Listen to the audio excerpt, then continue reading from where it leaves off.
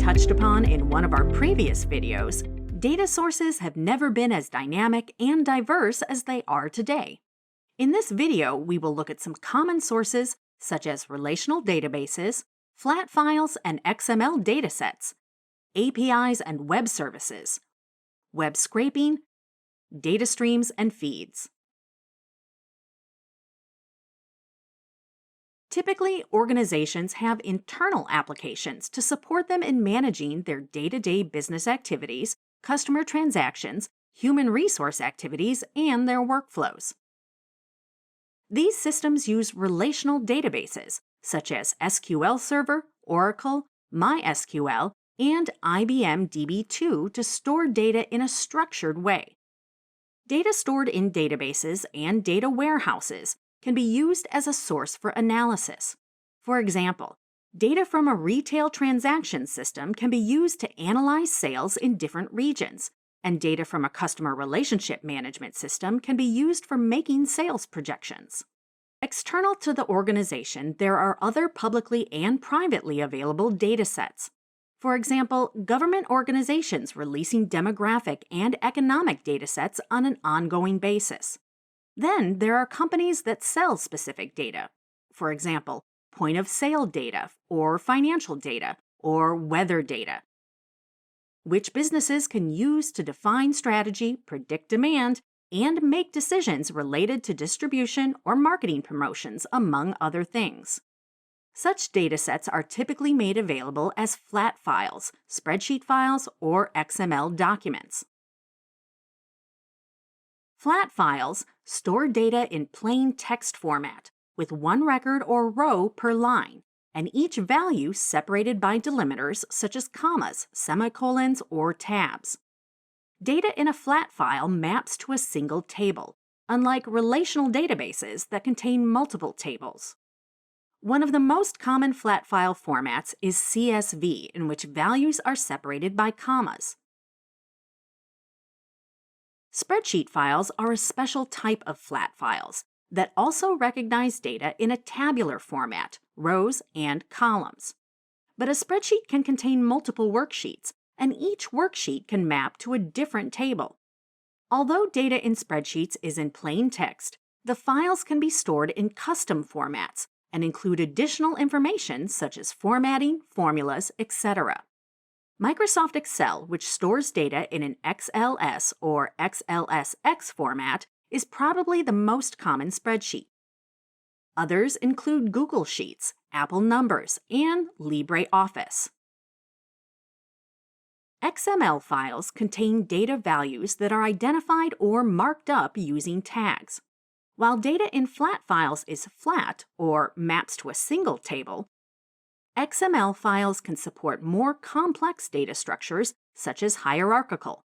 Some common uses of XML include data from online surveys, bank statements, and other unstructured data sets. Many data providers and websites provide APIs, or Application Program Interfaces, and web services, which multiple users or applications can interact with and obtain data for processing or analysis.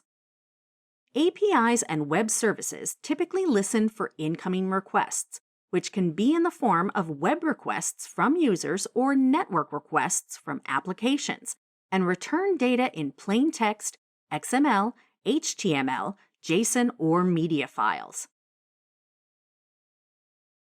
Let's look at some popular examples of APIs being used as a data source for data analytics. The use of Twitter and Facebook APIs to source data from tweets and posts for performing tasks such as opinion mining or sentiment analysis, which is to summarize the amount of appreciation and criticism on a given subject, such as policies of a government, product, a service, or customer satisfaction in general. Stock market APIs used for pulling data such as share and commodity prices, earnings per share, and historical prices for trading and analysis. Data lookup and validation APIs, which can be very useful for data analysts for cleaning and preparing data, as well as for correlating data, for example, to check which city or state a postal or zip code belongs to.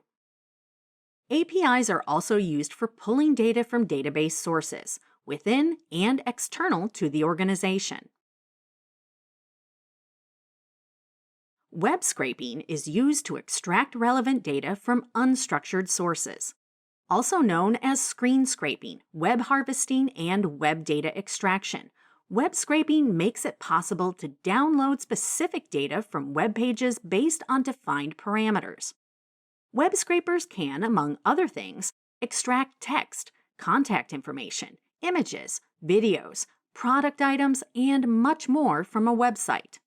Some popular uses of web scraping include collecting product details from retailers, manufacturers, and e-commerce websites to provide price comparisons, generating sales leads through public data sources, extracting data from posts and authors on various forums and communities, and collecting training and testing datasets for machine learning models.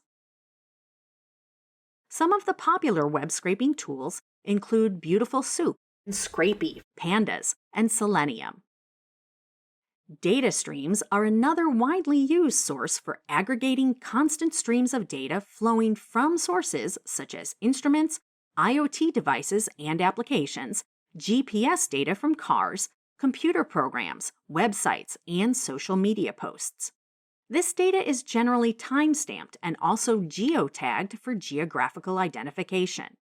Some of the data streams and ways in which they can be leveraged include stock and market tickers for financial trading, retail transaction streams for predicting demand and supply chain management, surveillance and video feeds for threat detection, social media feeds for sentiment analysis, sensor data feeds for monitoring industrial or farming machinery, web-click feeds for monitoring web performance and improving design, and real-time flight events for rebooking and rescheduling. Some popular applications used to process data streams include Apache Kafka, Apache Spark Streaming, and Apache Storm. RSS, or Really Simple Syndication Feeds, are another popular data source. These are typically used for capturing updated data from online forums and news sites where data is refreshed on an ongoing basis. Using a feed reader, which is an interface that converts RSS text files into a stream of updated data, updates are streamed to user devices.